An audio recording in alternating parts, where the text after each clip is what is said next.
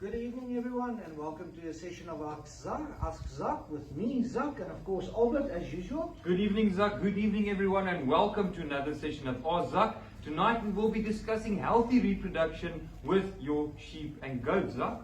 Now, very important there, first of all, genetics. You cannot expect animals with poor genetics to give you good performance.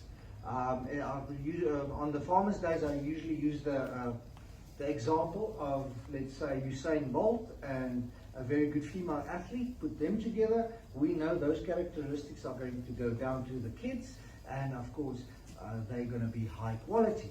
But let's say me, a little bit overweight, and I've got a wife that's also a little bit overweight, the chances of us drawing those genetics down to the child is very good, and that child is going to not have that good genetics or not that much potential. So first of all, make sure you kick off with the correct potential, because then we can work with that and develop it. Now, to kick it off, our rams, we don't want our rams, very important. If they're over-conditioned, if they're too fat, they're going to struggle to work. Of course, they're going to be too heavy for our ewes, they can hurt your ewes, and it's hard work, so they're not going to keep up with the workload given to them. Then again, if they're underweight, they're not going to have the energy to cover your ewes when the time comes. So very important, guys, you need to monitor the condition. And of course, we're going to repeat it always in every Ask Zak session. You can give the best feed, but if you've got a worm infestation or a parasite infestation, you're stressing the animal's condition, and you're going to run into problems. So make sure your animals are dewormed and they are dumped. Because then the next part, Albert, you're going to explain to us how the feed is going to help, because then your feed has the potential to assist the animal. Now with the feed, Albert, what do we look at? How do we keep those rams in good condition? Yes, Zak, definitely a very important aspect. And before I touch on the feed, guys, just to add to what Zak just said regarding the genetics, if you are selecting for a ram, Zak, let's say there are some traits that you would like to select. Some of the traits that you want to carry over into your flock, into your lambs, into your ewes that you're going to replace as well. We look at the basics, we look at the mouth, we make sure that they don't have an overshot jaw or undershot jaw. It must be equal, it must be symmetrical. We look at, if you look at that ram from behind, we are looking at equally testicles. Our testicles should be equally distributed, they should be even, they can have a bit of a twist, but we do have a condition called cryptorchidism. It's quite difficult to pronounce, where sometimes it can twist too much in the development of the testes when they are young lambs, and of course that will have repercussions in your reproduction. So just a few traits there. When you look from behind at that ram, and we're looking at the tail end of the ram, we're looking also at the hocks. We want nice straight hocks. We don't want bent knees or knock knees or cross-legged knees. We want a nice equal frame that we want, a good frame that can be able to service the ewes, etc. There are quite a few traits that we can look for. Of course, the physical traits as well. If the father of the young rams was an aggressive breeder, if he's got a good lambing percentage, he's very aggressive, meaning he's mounting the ewes, he's doing a Flehmen response where they lift the upper lip. Those are good signs. That is what we want to see. And those are the traits that we want to carry over into the sons or the sires, etc. But let's get to the feed, guys. Now, of course, with our ram, lamb, and ewe, hence the name, you can feed it to all of them. It goes to the amount of feed that we give. Now, with our rams, we give about 1.5% of body weight, meaning if your ram weighs about 70 to 100 kilograms, you're going to give 700 to 100 kilograms of ram, lamb, ewe pellets, and of course you're going to make sure that there's always standing hay available and clean water, because if you don't have clean water, that is the source of those parasites that Zak just mentioned. If they are drinking out of the veld, out of a pond, the chances of you getting liver fluke and a range of the other worms is definitely high.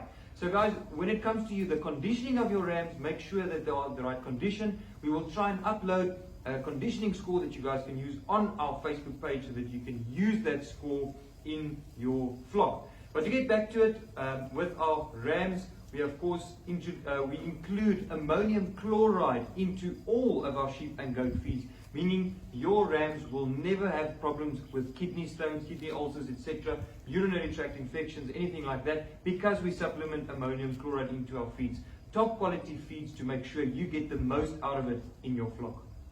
Now, very important with the ram, or when you, with your rams and ewes, because this rule applies to them all.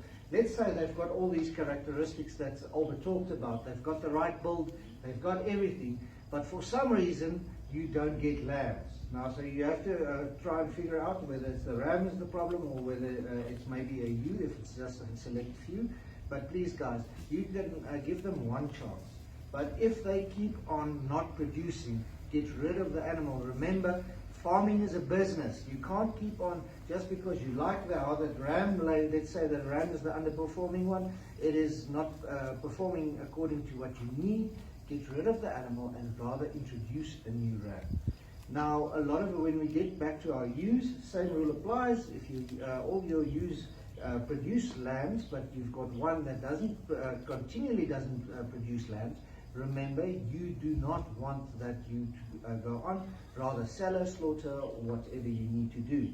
Now, with your ewes, conditioning is just important, but the same rules in general applies like with your rams.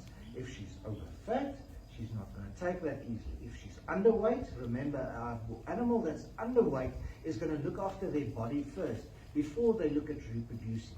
So very, very important, guys. Be aware of it so that your animals are on the right condition. And now, as Albert said, that conditioning scoring chart, it's a little bit easier when it comes to our goats. Our sheep, as you mentioned a little bit earlier, with wool coverage, it gets a little bit tougher. For our goat farmers, we'll definitely share a conditioning chart.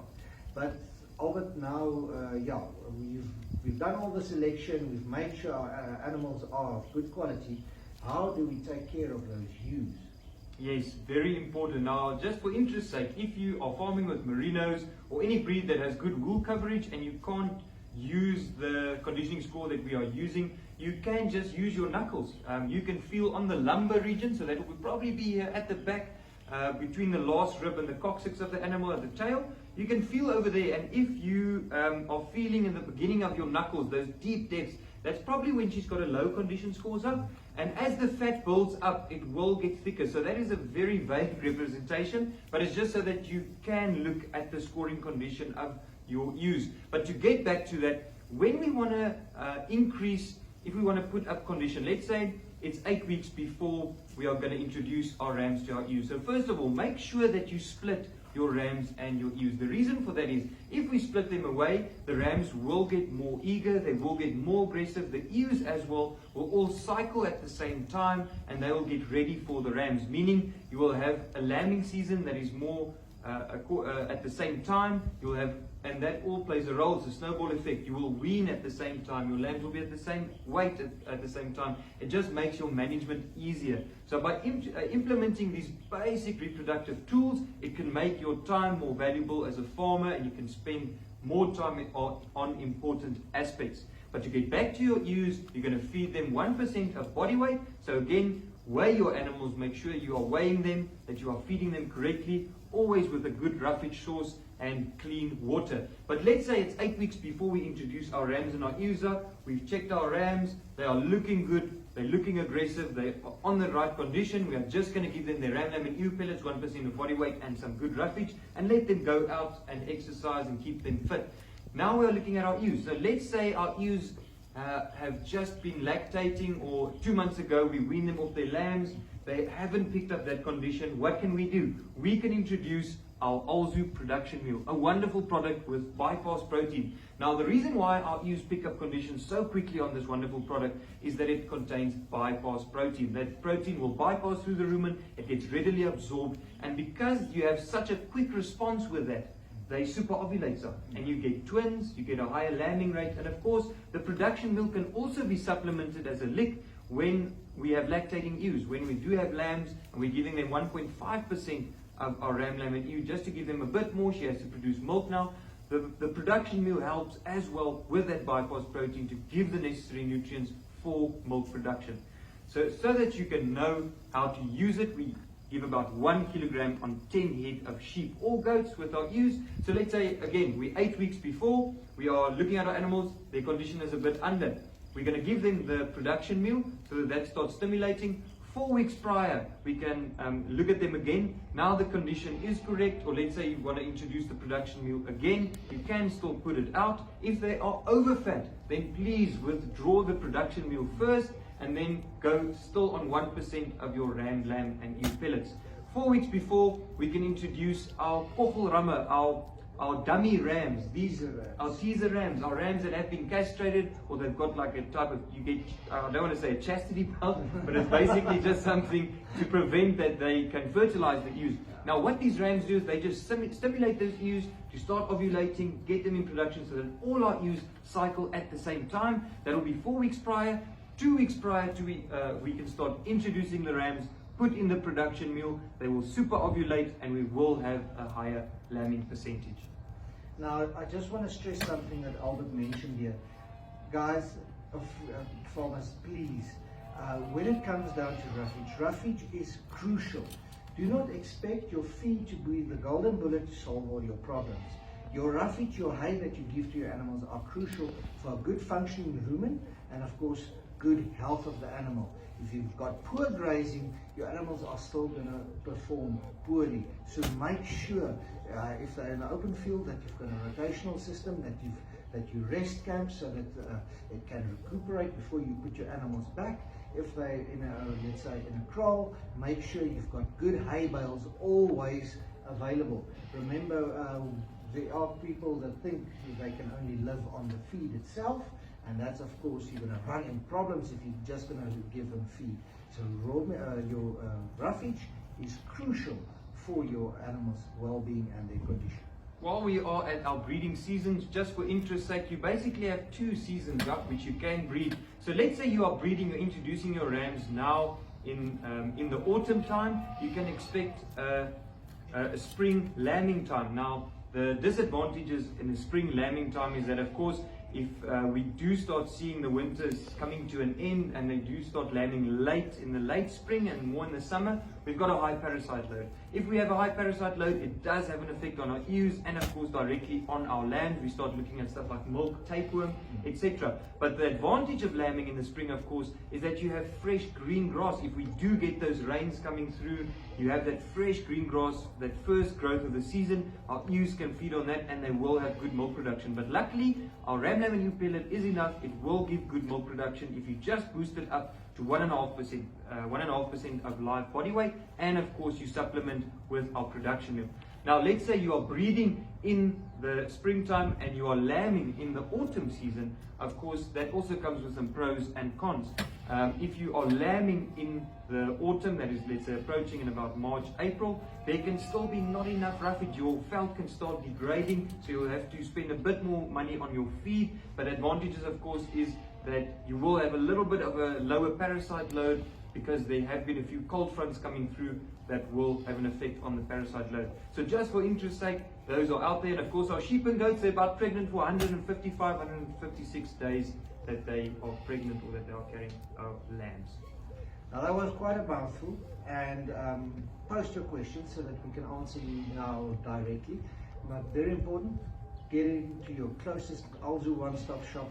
All this knowledge that we're talking about, we of course transfer to our depots and our depot staff, so that they be able to equip you and help you. And of course the products, the ram, lamb and ewe that you talked about, our production meal. Of course, in your extensive farming, we've got the sheep block that's also enriched with ammonium chloride to help those rams and your animals. If you are not feeding them, let's say, our ram, lamb and ewe or something like that, they're just out in the veld, to assist them with that. But everything is available under one roof. And of course, we're back with our Farmers Day. Yes, Zach. So this coming Thursday, the 24th of Feb, we will have a sheep and goat day, ruminant day actually, at our Nelspruit branch. So please, low-veld farmers, low-veld livestock farmers, whoever is in the surrounding area, even if you're in Mashadu, close by, just a drive through Schoemans, please come to the depot. It's a free presentation that will be covering most of our products, management, etc. Do yourself a favor, come to the depot and enjoy the day with us. We can't wait to help you. So thanks guys from my side. Have a good day and good evening, and of course see you next week, same time, same place. Thank you so much for watching. To all of our farmers out there, if we haven't helped you, like Zak said, we are available, always available. Thank you for watching our Zak. And if it's your first time here, thank you. If you are a usual listener here at our Zak, thanks again and have a great night. Good evening.